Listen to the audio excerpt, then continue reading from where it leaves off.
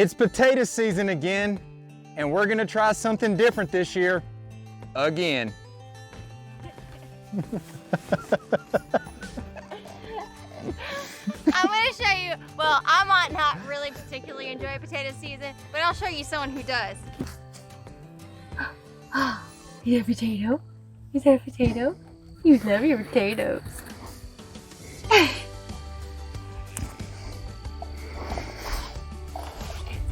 Crunch.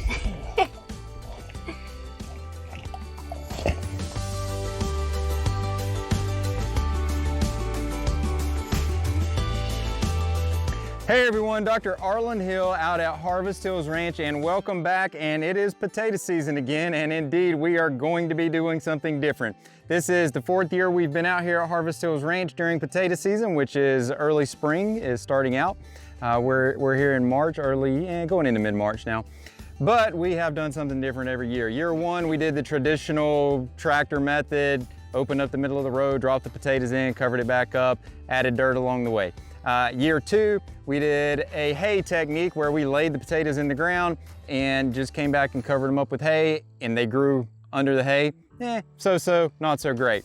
Year 3, we planted a cover crop through the winter of Austrian winter peas, great nitrogen source, and came back and planted behind that, and we had a great crop last year. Bumper crop. Bumper crop. So you may be asking yourself, well, why aren't you doing that this year? If it worked so great last year, well, I just have this itch apparently to do something different, so we're gonna go ahead and scratch it. And here's what we're doing this year. So what you see behind me, I planted a cover crop in here, and in fact, we've got 8 rows right here, 8 beds.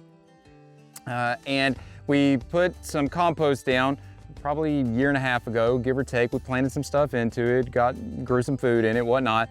And then winter rolls around and we want to keep things growing. So I put a cover crop in it back in probably October, somewhere in that time frame. And that grew up until about mid-February. Yeah, up until 10 degrees showed up, and then that pretty much was the end of the cover crop. It wiped it out in no time. So I came through, cut all that down, laid all that biomass on the ground, and that's what you see behind me here. Now, I put a lot of work into this cover crop and into this area, and I didn't want to just till this back up. I've started to have some development there's some structure in the soil now. We've just got a lot of activity going on here. We can see from what's happening that we've got some microbial activity, especially with the ground warming up. We just didn't want to destroy all that. And I didn't want to tear my beds apart either. We took time to build these beds. I didn't want the beds to be broken apart. So we come up with a different technique. So I thought, okay, here's what I'm gonna do. I'm gonna take a trowel and I'm gonna open this up. We're gonna drop a potato in there. Yeah, I'm gonna grab a trowel because I didn't know what it was either. Yeah, so she'll come back with a trowel. That lasted for all of 1 row. I went to our shed, grabbed this is a trowel. I called it a spaghetti thing, but it's a trowel. Nonetheless, it didn't work. That's all that matters for this conversation, right? It was just too much. Frankly, it wasn't big enough to move enough dirt to do what we needed to do. So we ended up grabbing the shovel, and literally all I'm doing here, and we're gonna show you this, all I'm doing is taking the shovel, sticking it in the ground, pulling the dirt back up, not throwing it around, just pulling the dirt up enough so that Leah can come behind me and drop potatoes in, and then literally just pull the shovel out, pat the dirt back down, and move on to the next one. And that's been much more efficient. So much faster than the first year. That was a total waste of time. But you live, you learn, you have a little agreement, agree to disagree, and then we find a compromise, and it worked out perfect. Yeah, not too bad. Okay, so that's where we're at. So here's what we're gonna do. Well, I don't know how this is gonna turn out, but it was worth a try, and we're gonna see where it goes, and we'll definitely report back down the road. When you have potatoes with eyes like these, you're pretty much 99% there. Yeah, those are pretty impressive eyes. Didn't take much, you didn't even cut those. So here's what we've got. We've got those potatoes right there are ones that we had left over from last year. Yeah, those are out of our bumper crop, and those are the ones that we're in the process of planting right now. We had a few white potatoes. Kennebec, I believe, was the variety on that. Which is the best storing variety I have found so far. Okay.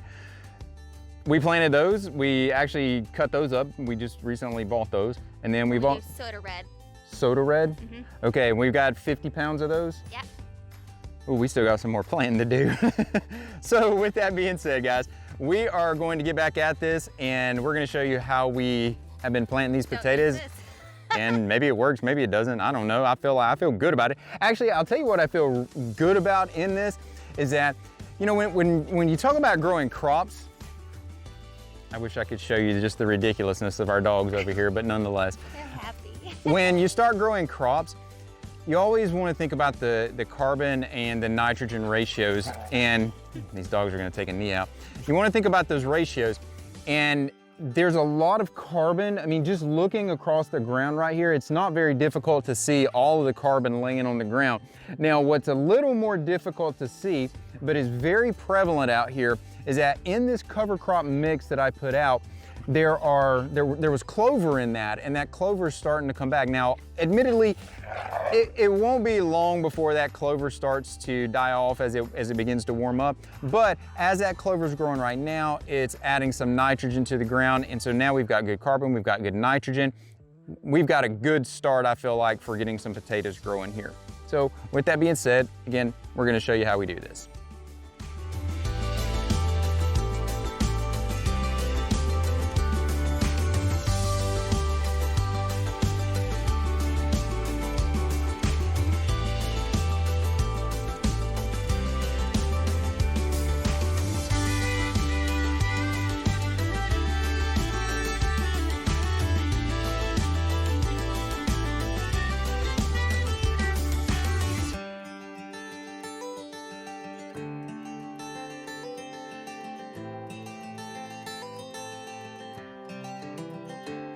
Well, that's what the process looks like. As we keep planting this, we're blown away by the effects that this cover crop had. We've actually seen several areas where we had these big Daikon radish, these ground busting radishes.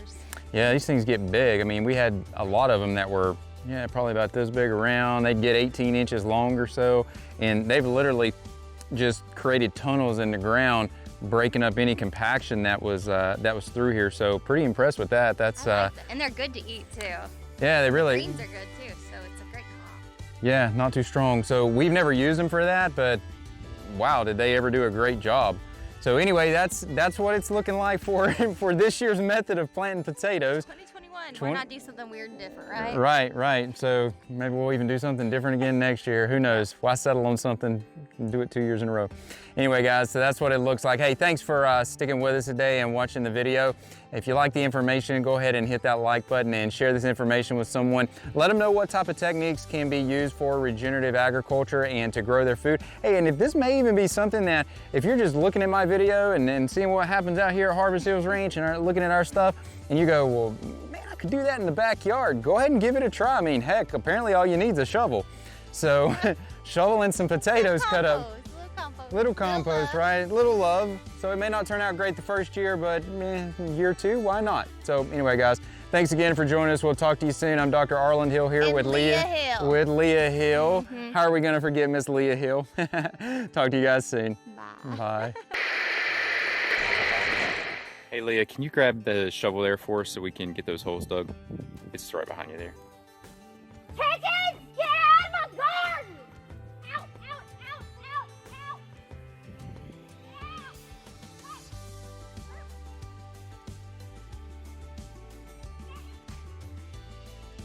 If it ain't the predators, it's the egg-laying chickens.